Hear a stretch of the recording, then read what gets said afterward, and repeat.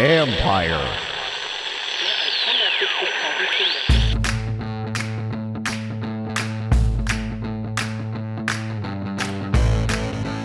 Hello and welcome to my podcast. Do me a favor and subscribe to the John Com Report wherever you get your podcasts. And if you're watching us on YouTube, you can tell I haven't shaved. I hope you can tell I haven't shaved. Anyways, hit that like button, hit that subscribe button. As always, it's much appreciated. Today, it's just you and me. We're going to get back to the guests next week as we lead into training camp the following week, and I'll have more guests then. But today there are a few topics I wanted to go over, things that have been on my mind for a couple, or things that I've picked up over the last week or two that I think it's important to share. Let's start with receiver Terry McLaurin. As you know, he has signed the big contract. He signed it a week ago, more than a week ago. So that's not news. And there really isn't anything necessarily news here, but it's more the impact of that signing and how it got done. And I think one of the big keys that this team did was they communicated, I think, rather effectively to McLaurin how much they valued him here. And I think one thing they always wanted him to know was that wherever the negotiations were going at a certain point, they wanted to know that because it allows him to know that what they're working toward and how they see him in the organization. I think that's always important. There were a couple of times where a story might come out, where somebody might write, or there might be some speculation about what could happen here. And as you know, part of the reason people do that is because you see what's happening elsewhere with other receivers. A.J. Brown, the Cowboys trading Amari Cooper. The receiver market was going crazy. So you don't, where do things go? So if some stories like that would come out, this team would get on the horn with McLaurin to kind of say, it's not coming from us. There's nothing there to it. Just somebody speculating.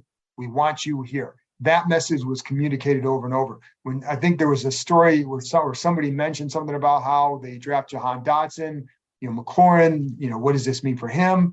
And again, I think they made sure that he knew that it had no bearing on the negotiations. They did not see Dotson as a replacement for McLaurin. They saw him as a complement to McLaurin. So I think those were some of the things that were going on that you have to do, even though, listen, the contract is really good. And, players know that they gauge the value by how much you're paying them. But I do think it's important for teams to communicate to guys how they see them in the organization, how they value them. I think that's true for any worker anywhere. But in this league, especially, I think guys want to know, because if not, then they want to go somewhere else where they can get the same deal and also be valued. And speaking of Dotson, I'm going to be curious to see as training camp opens how he and McLaurin mesh, and not just how they mesh. I think they're going to mesh pretty well, but how they are used and can complement each other and open up the offense a little bit. For example, I would expect teams to really focus on McLaurin early on because he's their number one weapon. He's the proven guy in this pass game. Curtis Samuel coming off the injury. People know what he can do, but it's still a different kind of threat. De'Ami Brown hasn't shown enough to warrant anything. Jahan Dotson will be the key in this. So if they're giving McLaurin double teams again, then it's up to Dotson can help eliminate that by how he plays early on. And I think one of the ways they can help with that too is maybe taking some shots down the field early in the year, helping open up and getting teams to play back a little bit deeper, which then opens up an area that Dotson can excel, and that's underneath. That in turn would help McLaurin. And I do think teams, I remember talking to Fred Smoot about this after they got Wentz, and he talked about how he would try to bait Wentz if he was a defensive back, but he would do that by maybe playing a little bit looser just to try get him to throw down the field and maybe go after the ball a little bit.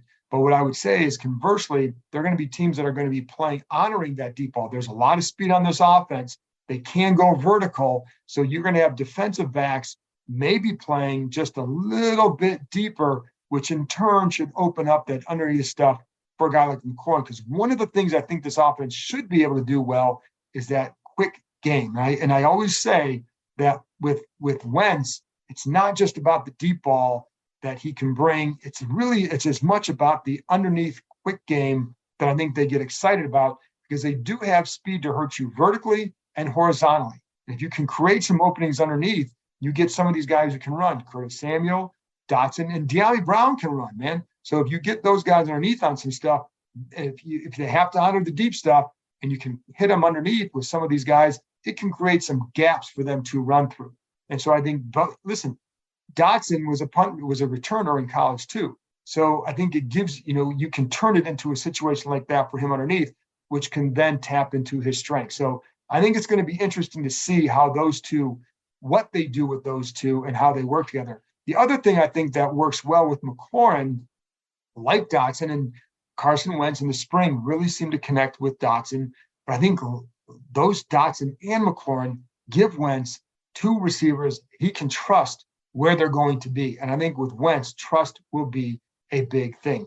Now, as far as the deal goes, the one thing I was going to say too is you always wonder how a guy responds when they get that kind of a contract, right? So I remember back in the day for the old timers, I guess I can say now, because it was in 1997 when they signed Dana Stubblefield as a free agent. Stubblefield was a really good defensive tackle. They signed him, and the one thing he talked about was, I'm going to always work hard. I was raised on a farm. I'm used to working hard. And that guy got lazy. He got the big deal. He got lazy. Google him. Life did not go well after that point. So the one thing with McLaurin, though, is you would never have to worry about is how the guy responds in terms of his work ethic. This is a guy who in high school, as sure you know the story. He went to Ohio State for a camp. Urban Meyer basically told him, you're not good enough. Come back a week later. We'll see where you're at. Well, he goes home and catches a few hundred balls a day, gets better, wasn't perfect, but what Meyer liked is that he went and worked on his game. And that's a guy that you can work with. So that's number one. Number two, as a rookie, McLaurin comes in the training OTAs, and he's going up against veteran receiver corners, Dominique Rodgers-Cromartie, Josh Norman, and he wasn't really beating them. And I'd watch him like his routes look pretty crisp. But yet the defensive backs, Cromartie, a lot of times would anticipate where he was going. So what was he not doing well? So he talked to the corners after that spring. And they talked to him about the way he ran his routes and maybe the speed he was running his routes at and how he had to change things up a little bit to confuse them a little bit more. So he goes and works on this. It's 6 weeks till training camp that year. He comes back in training camp and they can't cover him. And that's when you knew, like, this kid's going to have a really good year and he's going to be a really good pro. He consistently always works. For a guy like McLaurin, the contract is more of a competitive thing. This is what I think I'm worth versus cashing in for life. Because this guy also has a chance to, it's a 3-year deal. He's got a chance to earn another big deal if things go well. He'll be motivated by that more so, again, as much about the measuring stick of where you're at as it is about the money. So the money's great. Don't get me wrong on that. But I think for him, there's a competitiveness that drives him to always prove himself. And I don't think that is going to change. Guys, are you looking for that extra confidence when it's time to have fun? Let me tell you about BlueChew.com. Blue Chew is a unique online service that delivers the same active ingredients as Viagra and Cialis, but in chewable form and at a fraction of the cost. Blue Chew's tablets help men combat all forms of ED. Blue Chew is also an online prescription service, so no visits to the doctor's office, no awkward conversations, and no waiting in line at the pharmacy. And it ships right to your door in a discreet package. The process is simple. Sign up at BlueChew.com, consult with one of their licensed medical providers, and once you're approved, you'll receive your prescription within days. And the best part, all done online. Blue Chew's tablets, made in the United States, and they prepare and ship direct, so it's cheaper than a pharmacy. And here's a special deal for our listeners. Try Blue Chew free when you use our promo code KEIM at checkout. Just pay $5 shipping. That's BlueChew.com, promo code KEIM, K-E-I-M, to receive your first month free. Will there be other contracts that get done before training camp or even before the start of the season? At this point, I would say no. I don't anticipate anything else being done. there are a few guys that we have to watch during the season and beyond as to what they do. And it's Cole Holcomb, Cam Curl, Montez Sweat, and Deron Payne. I think they clearly like each of these players. I think Curl and Holcomb are going to be very interesting to watch because I think, with Holcomb, they put a lot of faith in him this offseason. We went from the start of the offseason hearing about the need for a linebacker to the middle part of the offseason with them basically saying, hey, Holcomb is better than everybody thinks. He played better than everybody thinks, etc. So the job is his. Now, if he goes out, and you still got to go out and prove that he can be the guy that they say he can be. And he has progressed each year. It's possible if he goes out, let's say he goes out and has a good start of the season, maybe they try to sign him then. I don't know. But I don't anticipate anything beforehand. As for Curl, now remember, this is only year 3 of his contract, so there's still a ways to go here. But they're going to have to decide next offseason what they want to do with him. So this is a big year for him to show he is continuing to ascend. And he's taken a step each year, and they're going to use him in a role where he could show a lot more of what he can do. He's going to play some of that Buffalo nickel at times, depending on the package. He'll play back he'll play the deep half safety. Sometimes they can put him deep middle. They like to keep him deep half if he's back there because you got Bobby McCain. But he'll be able to show some strong safety, more of the strong safety growth, but also the Buffalo nickel, which is the hybrid. He would be more of a hybrid linebacker safety type if he plays that at times. So I think he has a chance to show his growth, which then next offseason will lead to what do you do with him going into year 4. So, but that's one to watch too. Then Deron Payne is obviously a big one because he's a free agent after this year if they don't sign him.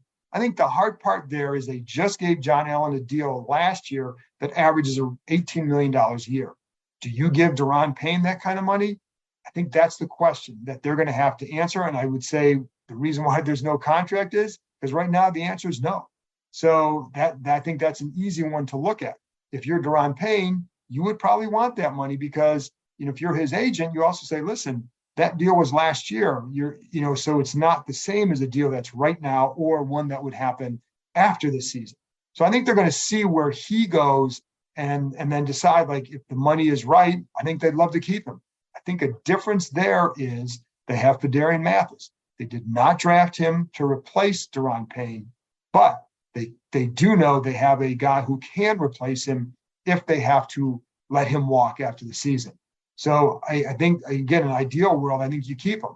I don't know that they're going to be able to because there's going to be other guys that they're going to want to keep up front, and they already are looking at how do you organize these contracts. So that's another one to keep an eye on.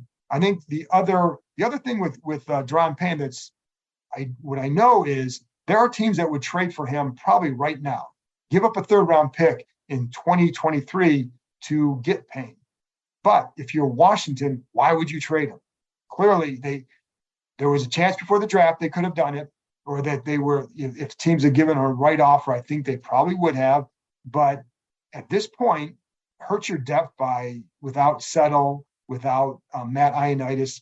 So why would you hurt it more if you're going into a year that you think you can be a good team, certainly contending for the NFC East title? So you're not going to weaken your team that way just to get a 3rd-round pick in 2023. You're going to get a 3rd-round pick in 2024 if you don't trade him, because if he leaves as a free agent, that's what you'll get as a compensatory pick, assuming the formula works out right.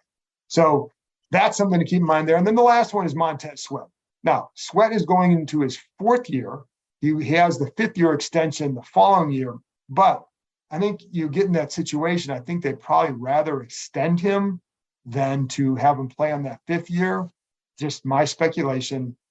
So you get to, depending on the kind of year he has, you get to next year at this point, what do you do? I think how he plays will determine what happens there. But the bottom line is, I don't expect anything to happen before the season with anybody. And again, Curl is still too early. It's just that this is a season to watch for him because it's going to determine what they probably do at this time next year with him. So there you go on that. Now, one more topic, and it's the fun one, right? It's the Dan Snyder in Congress. But I just wanted to go over a couple things with you.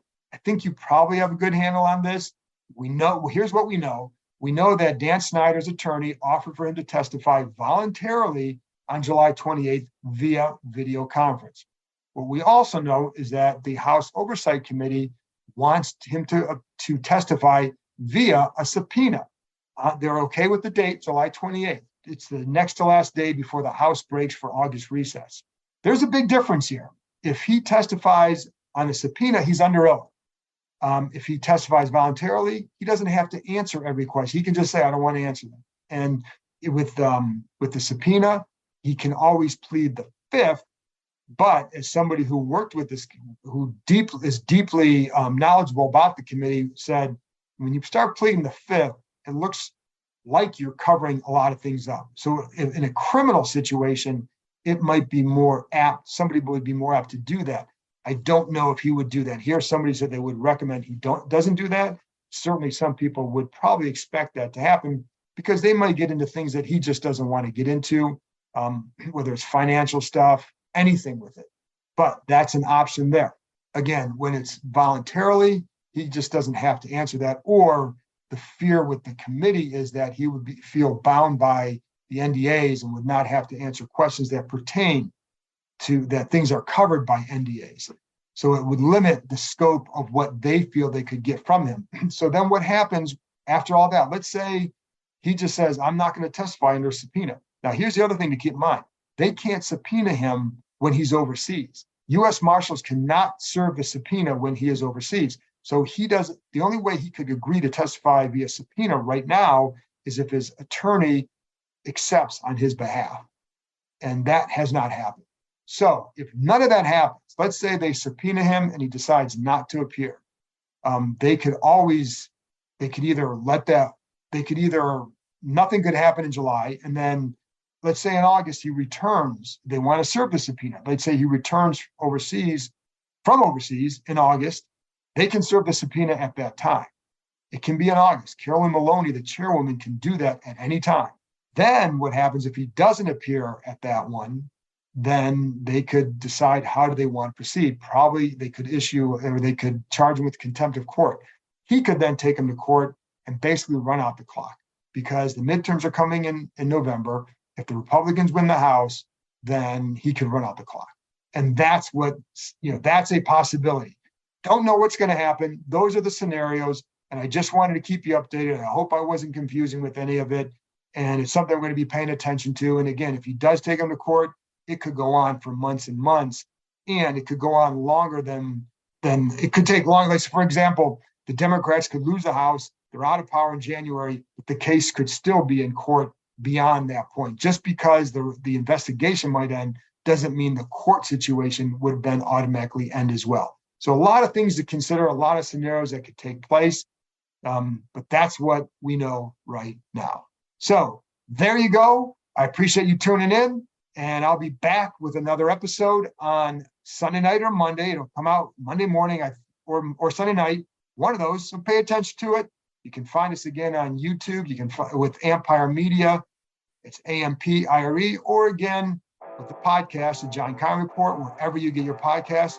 As always, I appreciate you listening. Talk to you next time.